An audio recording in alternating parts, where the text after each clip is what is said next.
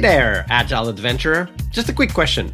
What if, for the price of a fancy coffee or half a pizza, you could unlock over 700 hours of the best Agile content on the planet? That's audio, video, e-courses, books, presentations, all that you can think of. But you can also join live calls with world-class practitioners and hang out in a flame war-free and AI slop-clean Slack with the sharpest minds in the game. Oh, and yes, you get direct access to me, Vasco, your Scrum Master Toolbox podcast. No, this is not a drill. It's the Scrum Master Toolbox membership. And it's your unfair advantage in the Agile world. So if you want to know more, go check out scrummastertoolbox.org/membership. That's scrummastertoolbox.org/membership. And check out all the goodies we have for you. Do it now. But if you're not doing it now, let's listen to the podcast. Hello, everybody. Welcome to our Team Tuesday here on the podcast. This week, joining us is Tom Molenaar. Hey, Tom. Welcome back. Hey, Fosco. Thanks. So, Tom, on Tuesdays, we talk about teams. But before diving into the team story, share with us, what's the book that most inspired you in your career as a Scrum Master? Yeah, that was a pretty tough question, actually, because there are so many good books on the topics of team development. And one of the books that I read in the recent years that had a huge influence is Empowered. It is written by Marty Cagan.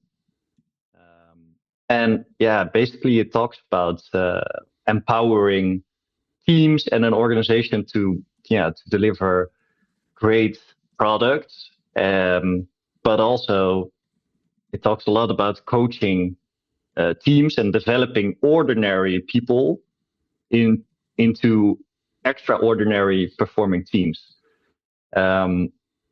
What I like about the book is that it's very structured and it's really talking about all the necessary elements without too much diving into details. So, for example, he talks a lot about effective coaching, like the need for regular one-on-ones, how you use active listening and how you provide constructive feedback and where and when to do it. It talks about setting clear expectations and goals for the team, how you celebrate success, how you introduce a culture of learning from failure. So yeah, basically it hands out a lot of tools you can use as a Scrum Master to develop your team. And that's what I really like about Empowered. Very good. That's a great recommendation. Empowered by Marty Cagan. The link is in the show notes, everybody. So check it out. And it's a great book to mention in the episode about teams, right? Because it's all about teams and helping teams become extraordinary teams, high-performing teams.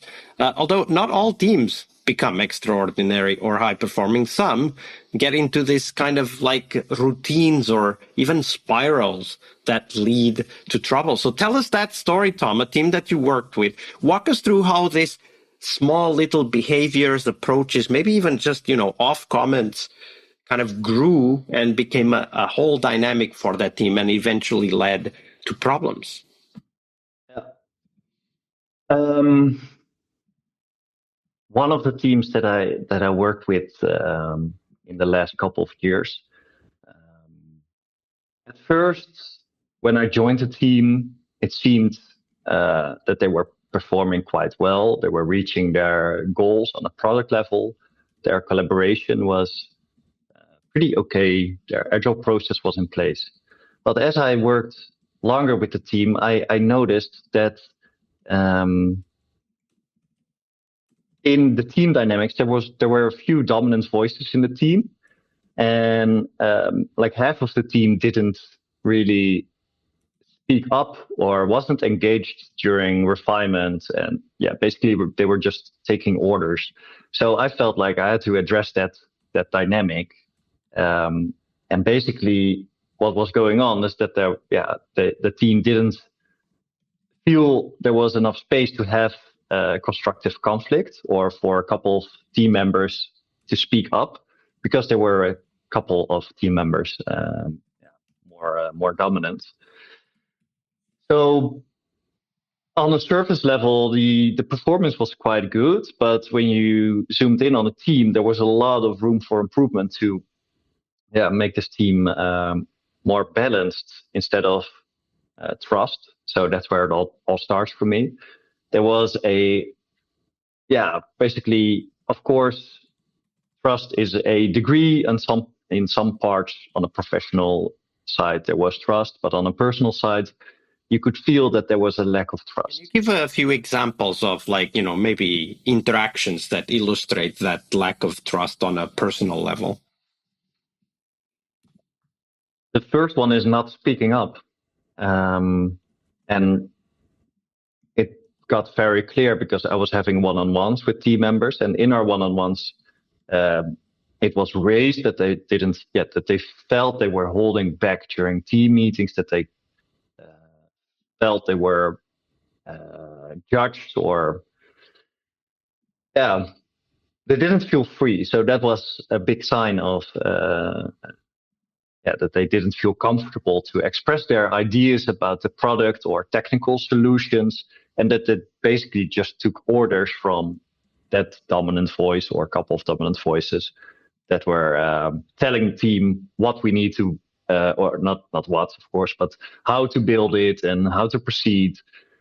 But in our one-on-ones, the other team members did raise that they didn't feel it was a safe climate. So basically, that was destroying the team for quite a while already. So when there's no trust, there's also no room for constructive conflict. And what I like about the Lencioni Pyramid, this is a model that I use a lot in team dynamics, because it's basically the trust pyramid. Trust is the foundation. When there's trust, there's room for constructive conflict. Then there's room for commitment, accountability, and eventually results. And the top of the pyramid is always visible, the results, but the lower fundament of trust isn't that visible. On the, at least not for the untrained eye, right? Like when you have a lot of experience, you can start to detect these behaviors, just like you did, right? This inability to speak up, letting the conflict simmer instead of talking about them. Like, all of those are indications of the lack of trust.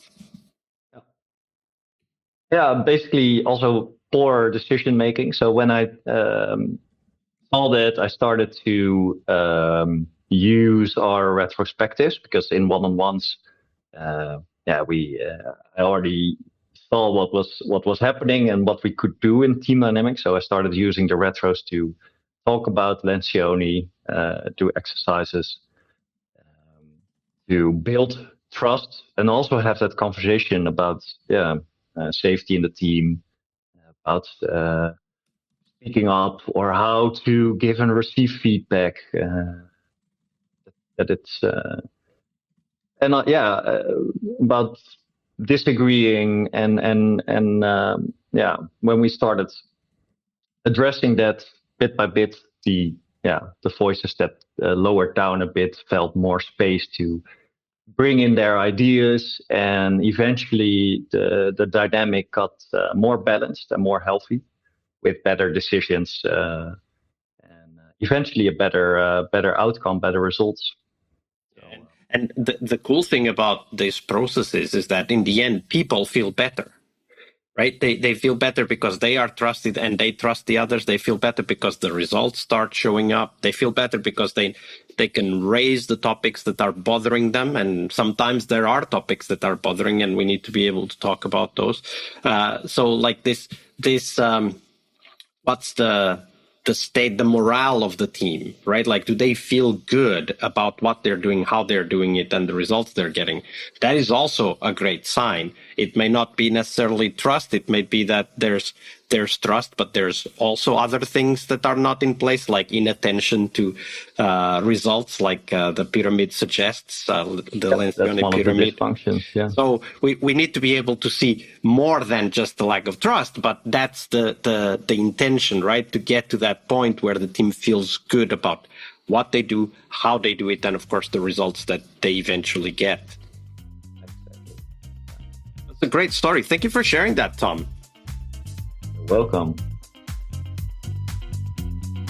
All right, I hope you liked this episode. But before you hit next episode, here's the deal. This podcast is powered by people like you, the members who wanted more than just inspiration. They wanted real tools and real connection to people who are practicing Agile every day. We're talking access to over 700 hours of Agile Gold, CTO level strategy talks, summit keynotes, live workshops, e-courses, deep dive interviews, books, and if you're into no estimates, we got the pioneers of no estimates in those deep dive interviews as well. Agile business intelligence, creating product visions, coaching your product owner courses, you name it.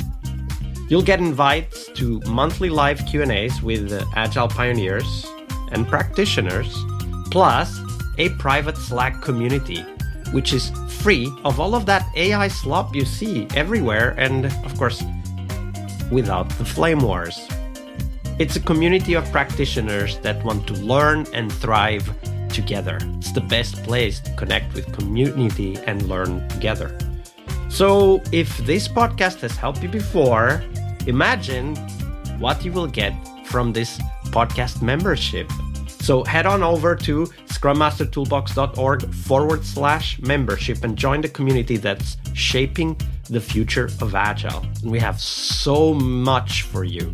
So check out all the details at scrummastertoolbox.org/membership, because listening is great, it's important, but doing it together, that's next level.